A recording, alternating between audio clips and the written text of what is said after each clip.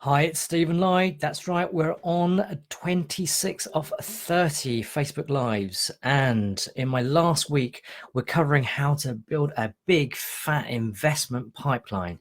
So this is going to be an introduction in terms of lead generation, lead qualification, and investors. So Rob Moore from Progressive often says two of the most important pipelines you should be building are your deals pipeline and your investment pipeline. Now, we've already covered the deals pipeline, so let's focus on the investment pipeline. So this week, that's what we're going to be looking at. But first, where are you generating your leads? And what do I mean by lead? Well, a lead in this case is anyone that you meet. Now, it could be at an event or it could be down at the pub.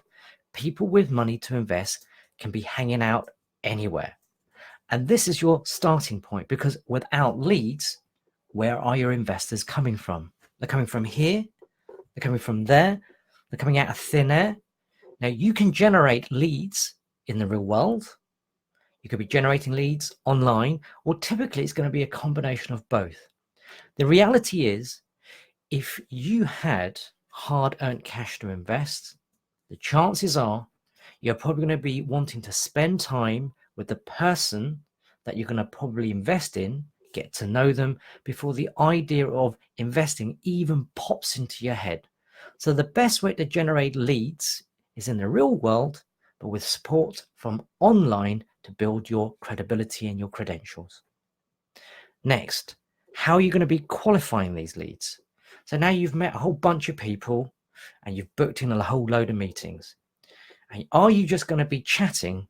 Well, no, you need to start qualifying to see if there's any potential. Why? Because if you don't want to spend a shed load of time and money on coffees, those mocha chococinos that cost £6 a pop, only to realize that the person isn't a good fit. So you need to understand what are their requirements, what are their needs, and so forth, to make sure that they're aligned with what it is that your values are.